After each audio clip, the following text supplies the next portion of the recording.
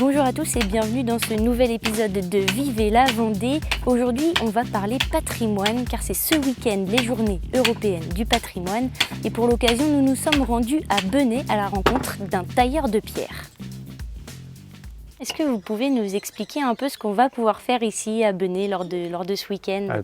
Tout à fait, on est là pour accueillir des enfants et des adultes sur un atelier taille de pierre afin qu'ils découvrent ce merveilleux métier. Pour ce faire, on leur fournit un bloc de pierre, ils vont pouvoir graver une inscription sur la pierre et ensuite la détourer. Cet atelier dure approximativement 1h30.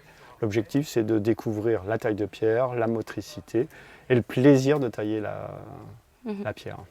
Et alors, pour commencer, vous me disiez, on fait une petite démonstration des outils. Est-ce que vous pouvez nous expliquer un peu ce qu'on voit ici devant vous ? Tout à fait. Là, essentiellement, de ce côté-là, on a des outils qu'on va dire dans la catégorie des lancers. C'est-à-dire que c'est eux ils vont venir percuter d'autres outils. Donc les outils percutés, ils sont ici. Et, voilà. Et dans cette famille, il y a deux familles. Ici, il y a les burins et puis là, il y a les ciseaux. Voilà. Et ça, qu'est-ce que vous expliquez aux gens en expliquant tout ça, comment ça fonctionne ? En fin de compte, chacun des outils a une fonction bien particulière. Il y a des gros outils qui nous permettent d'enlever des gros blocs de pierre pour s'approcher du format de la pierre qu'on souhaite faire. Et ensuite, il y a les outils de finition qui nous permettent de donner l'aspect final en fonction de ce qu'on souhaite faire. Et alors, pour apprendre, on découvre en faisant. Est-ce que vous pouvez nous montrer un peu comment ça se passe du coup quand les gens arrivent ? Qu'est-ce qu'ils prennent ? Qu'est-ce que vous leur donnez ? Et puis comment ils font ? Bien sûr, donc on va leur donner un morceau de pierre, c'est pas forcément celui-ci, mais bon, voilà. Ensuite, ils vont choisir une lettrine, bien sûr, en fonction. Bon, voilà, moi je choisis un Z aujourd'hui. Voilà. Donc sur leur pierre, ils vont détourer la lettre. Voilà.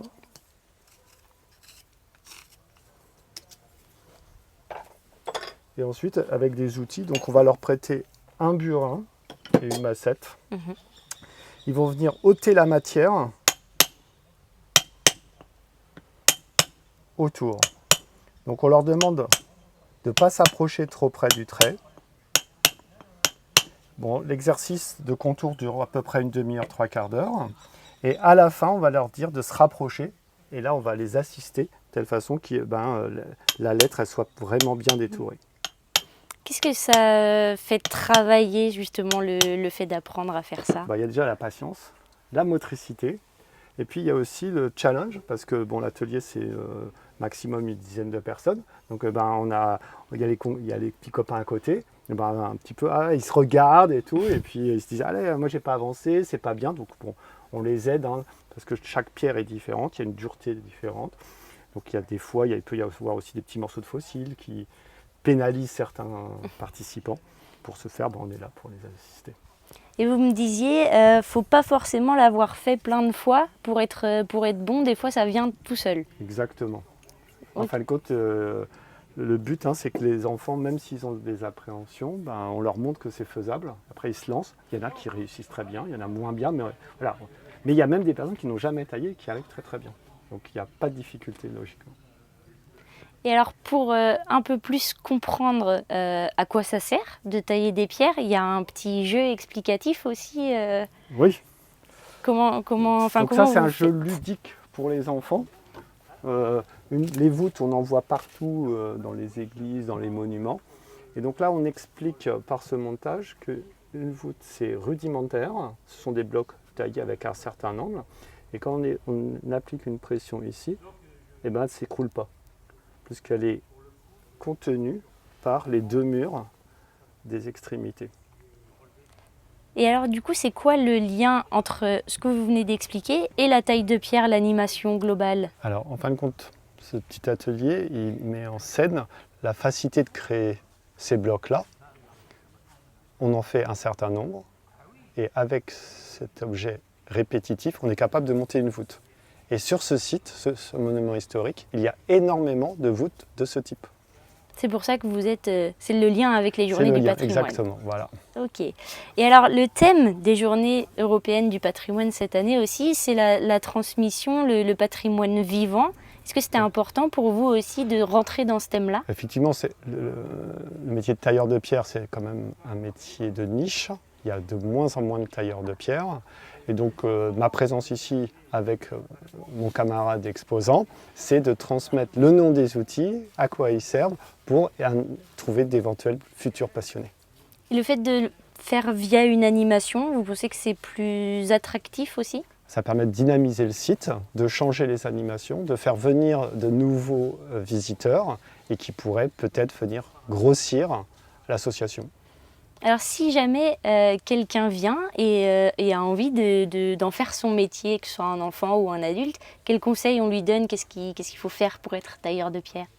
Alors la première chose, c'est avoir 14 ans, rentrer dans un cycle de CAP tailleur de pierre, et ensuite les débouchés sont très vastes. C'est-à-dire qu'on peut être appareilleur dans des grosses sociétés monuments historiques, on peut intégrer des monuments historiques. Voilà, c'est vraiment en fonction de la passion dans ce métier, parce qu'une fois qu'on est tailleur de pierre, s'ouvre encore un panel de métiers différents. Et parfois on travaille sur des constructions incroyables, je pense notamment à Notre-Dame de Paris. Tout à fait, il peut arriver que des tailleurs de pierre de la région soient actuellement à Notre-Dame. Et c'est quoi votre rôle à vous pour transmettre cette passion? Comment on fait? Alors ma passion, je la transmets par l'animation. Voilà. Et pourquoi c'est important pour vous de transmettre un peu cette passion, de l'expliquer à tout le monde Parce que dans ce métier, on n'est pas dans l'immédiateté, comme actuellement, avec les outils numériques.